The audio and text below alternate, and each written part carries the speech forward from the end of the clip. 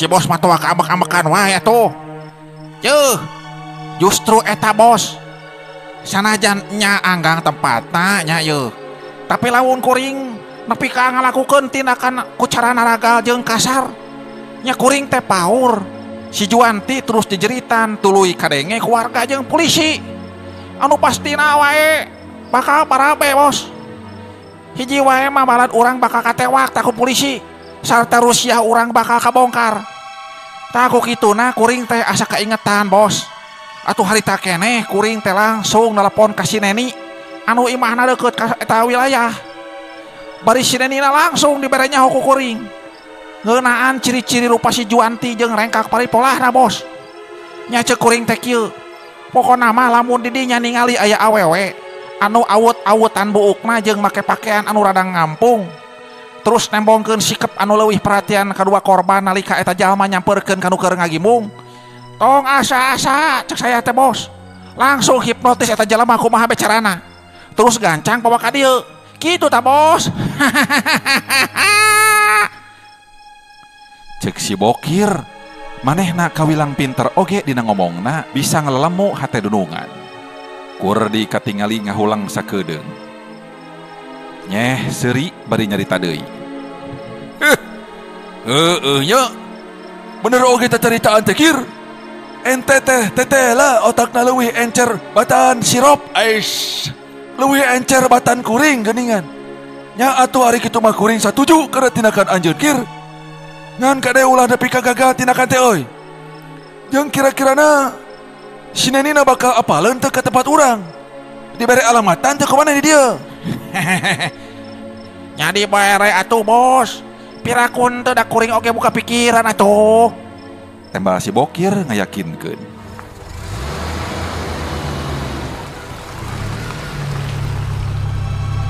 Dina waktu anu teu lila, kadenge aya sora mobil asup ka jero pakarangan imah. Heuh euy. Aya mobil asup ka jero pakarangan imah. Si Neni lain euy. Kuat. Teang euy, teang keluar. Buru-buru. Kurdi ngaharewos. Bener pisan bos. Eta pasti si Neni teh bos. Manehna geus datang bari bawa babanang. Nyata si Juanti teh bos.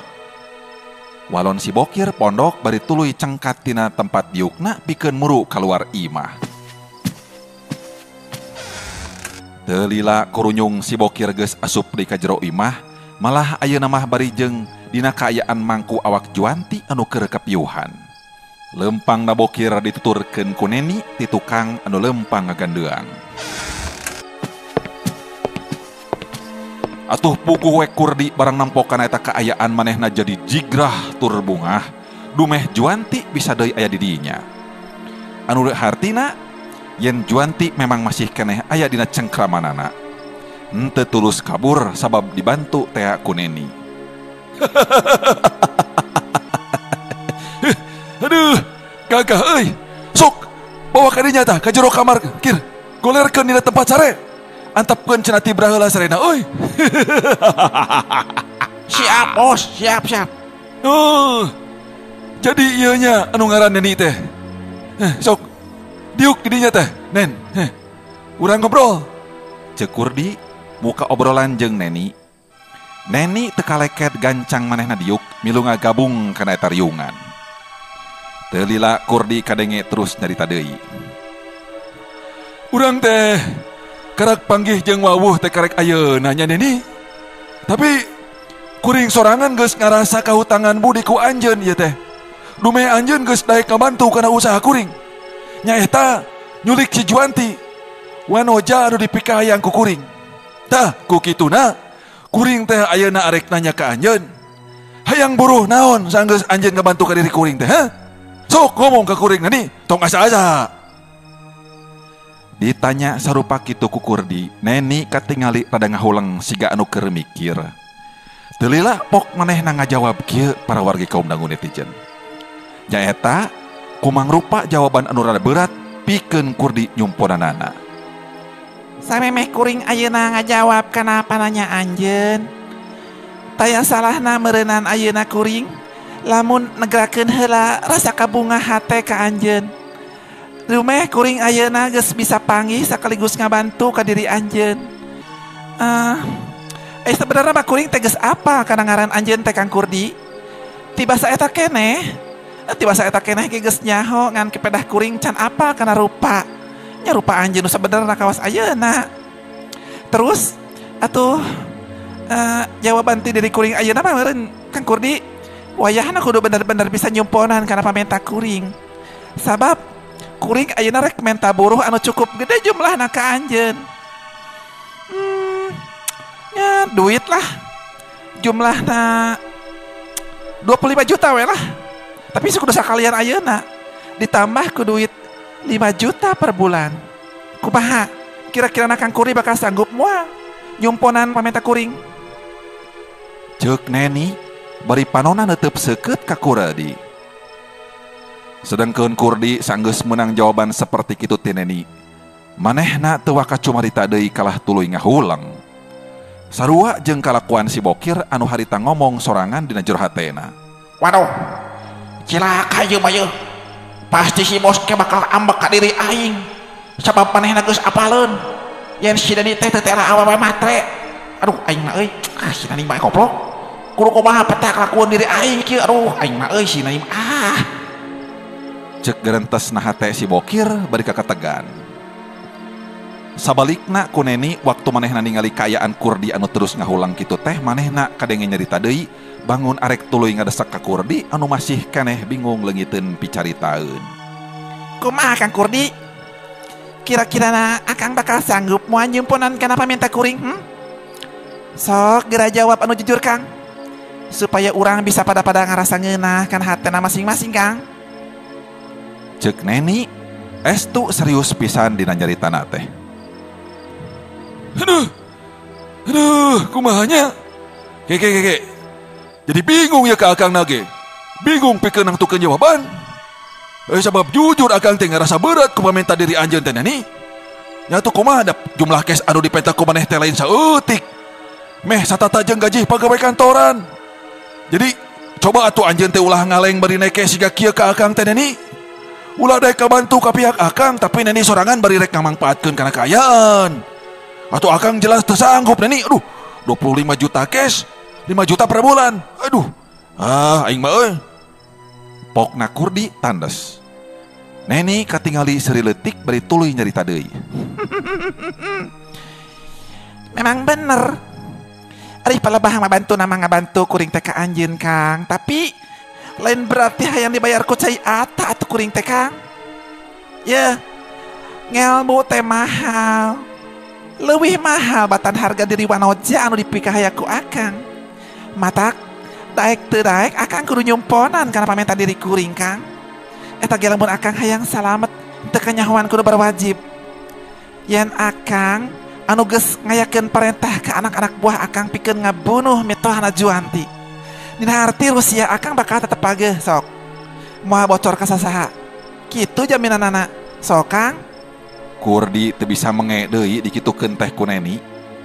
Jeung sadar manehna memang keur aya di pihak anu kurang nguntungkeun.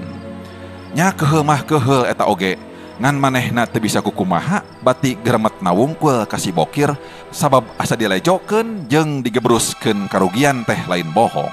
Jadi Neni teh ngancam ke akang ieu teh. Tetela. Neni kawilang pinter oge dina mangsa cumarita. Tur sanajan nilik dina kaayaan mah Neni teh gadis keneh. Tapi tetela anjeun geus bisa neangan kauntungan ku cara nyumbangkeun jasa ka akang bari ku cara nu licik. Tapi teu naon ketang. Ku akang eta pamenta teh bakal dicumpona Neni. Ngan janji anjeun teu meunang hianat bari ngabocorkeun ieu Rusia. Sebab kuring geus pasti moal asa-asa pikeun ngalakukeun tindakan nu kejem tur kasar ka anjeun Neni. Lamun seug anjeun wani nyieun perkara jeung kuring. Moal atuh Kang. Cing percaya we ka kuring. Kuring janji moal rek hianat ka anjeun. Sok. Mana duit cash 25 juta. Heulakeun ayeuna keneh pikeun ka kuring. Sabab eta duit teh rek langsung dibawa balik ku kuring. Rek balanja ke supermarket. Beakeun mie beak, minyak beak. Aduh era. Pokona kudu dibawa ayeuna. Lumayan pan penting ayeuna kuring bakal menang duit loba sekaligus bakal menang mobil anyar. Neni estu yakin pisan yen dirina bakal hasil menang milik gede dina peuting harita.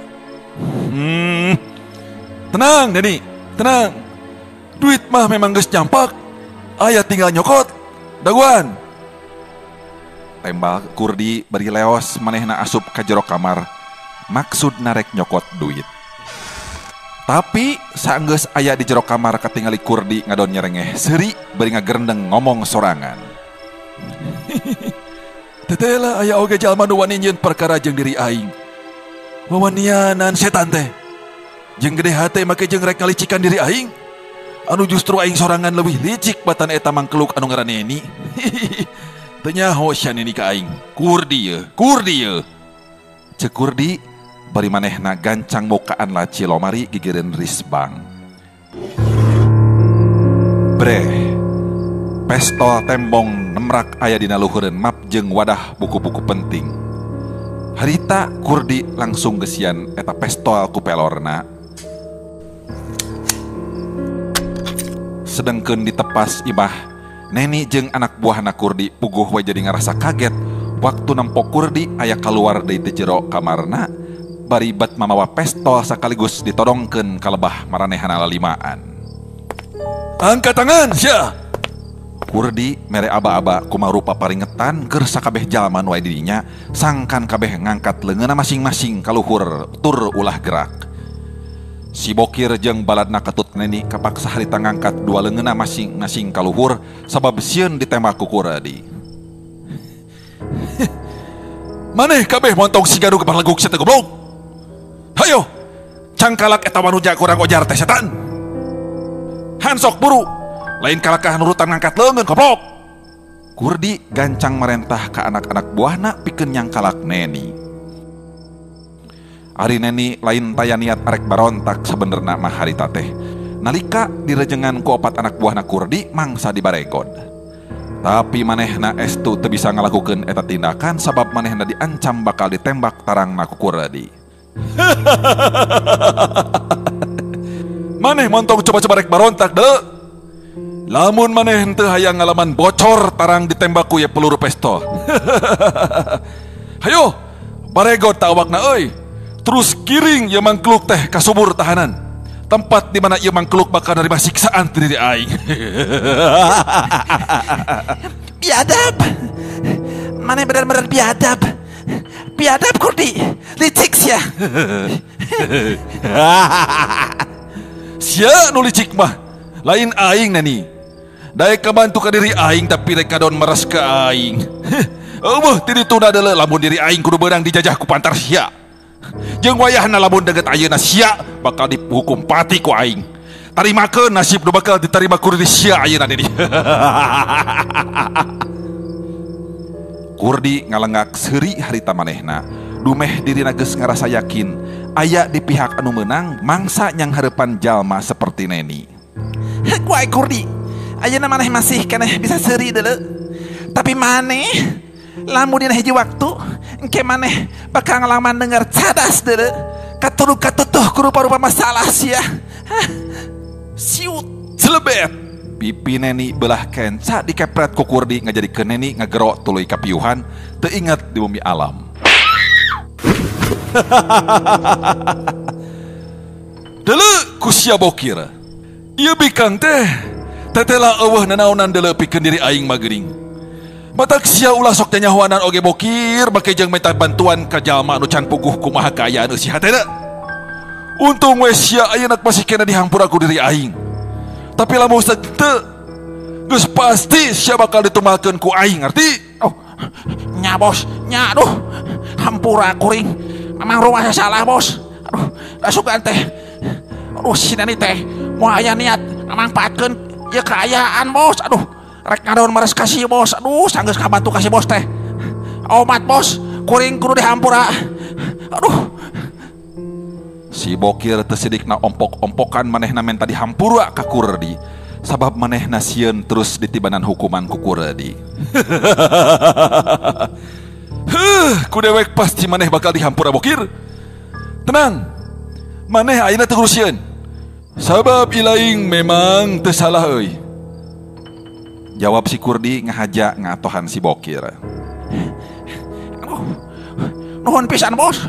Nuhun bos, nuhun. Aduh, tetela bos masih keneh ngampura ka kuring bos. Nyanggeus we ayeuna mah, maneh teu kudu loba dicarita. Angguran mah maneh kabeh geura siap-siap pikeun nyaksian kajadian anu cukup narik pikeun peuting ayeuna. Sarta dewek sakalian bakal mere parentah ka maraneh sakabeh.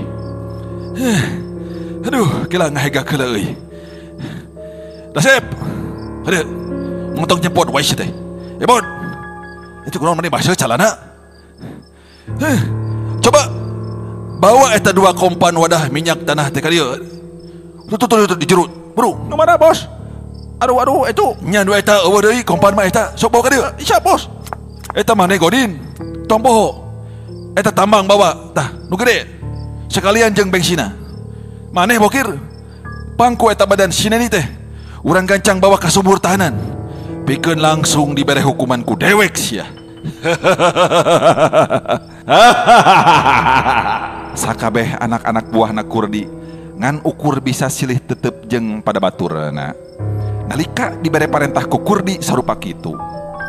Atuh kabeh teu wudu, pating puriding bulu punukna sabab kabayang ku maranehanana opatan naon anu bakal dilakukeun ku Kurdi kaneni ayeuna.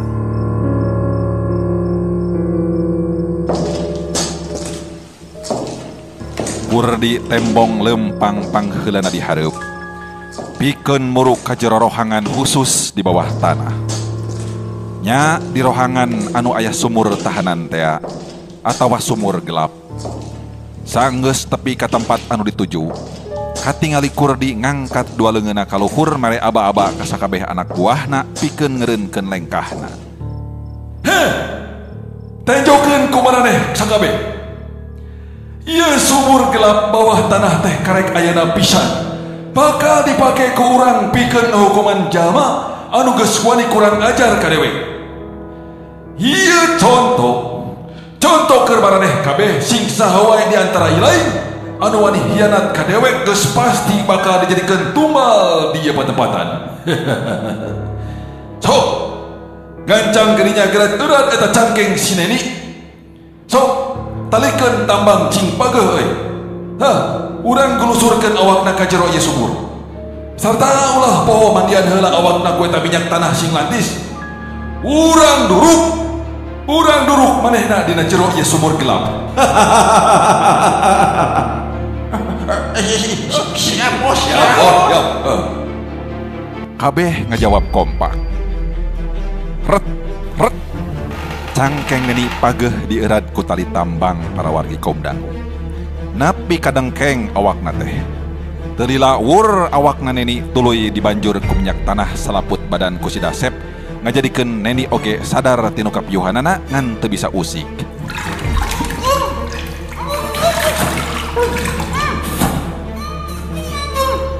Neni nyobaan manehna rek nyarita, tapi teu bisa. Sabab biwirna neni memang geus disumpal ku calana jero neni ku Kurdi nalika Kurdi nyempetkeun waktuna mangsa ngagadabah kahormatan neni. Aduh pohara ieu Kurdi nya para wargi kaum dangu. Nya harita samemeh dibawa ka eta rohangan bawah tanah pikeun terus dihukum pati ku Kurdi di jero sumur gelap.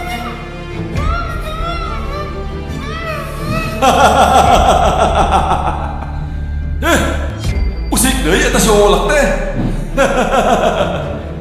Neni, percuma maneh ayeuna ceurik jeung ngomong oge. Sabab maneh ayeuna geus moal bisa nanaon deui deuleu. Malah maneh ayeuna kudu nyaho. Yen nyawa maneh ayeuna memang geus aya dina leungeun dewek. Maneh bakal diduruk hirup-hirup ku dewek. Sabab bongan maneh geus wani nyieun masalah jeung dewek.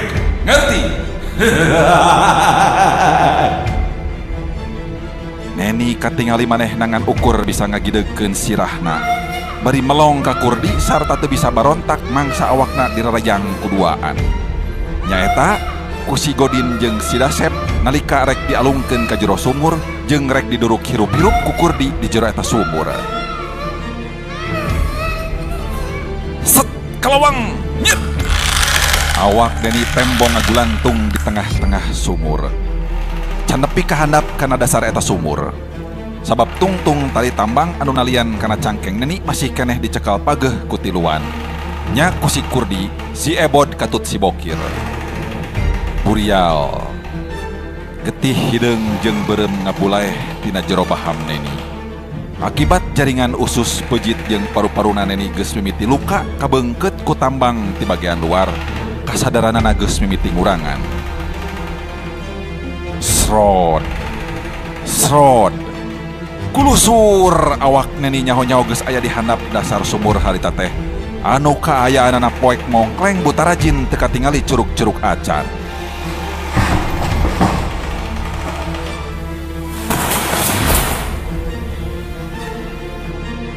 Ya Allah, geuning kieu rasana dikakaya ku jalma jahat teh. Mungguh sangsara tahan ka nyeri. Ya Allah Gusti. Abdi tobat Gusti, tapi tobat abdi Gusti, aduh tobat. Abdi rumaos seueur dosa, seueur nipu ka batur Gusti. Abdi rumaos sok ngalinglungkeun pikiran jalmi demi harta. Aduh, panginten kedah kieu carana Gusti. Aduh, abdi kedah ajal diduruk ku jalmi. Aduh, hirup-hirup ku Kurdi pikeun nebusan dosa-dosa abdi nu kantos dipilampah ku si kuring. Aduh Gusti, aduh.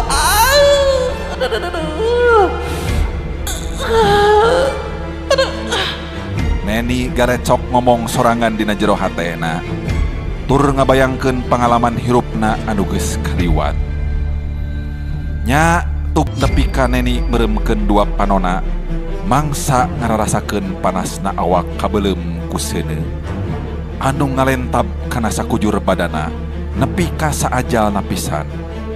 Neni estu teu bisa ngajerit menta tulung lantaran manehna taya daya jeung upaya.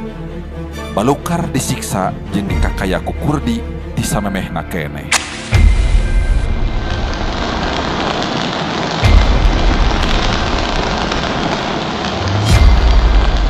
Kurdi tembong sering ngagak-gak. Ngumbar kasukana dumeh manehna geus hasil ngabinasa neni dina jero eta sumur gelap.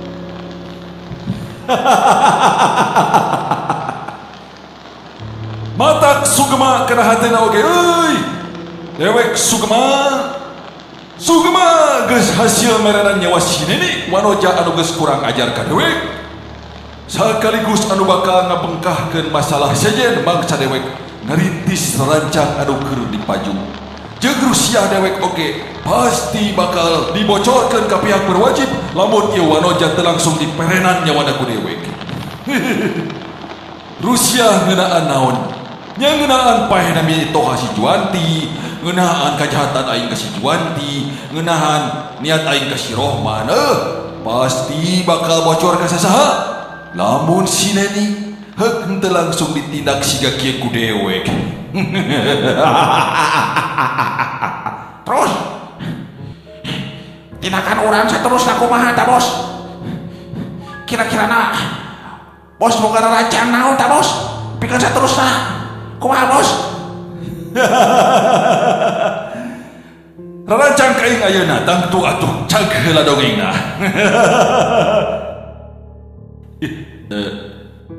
Nah, una beletok Tah gini. Heuleuh.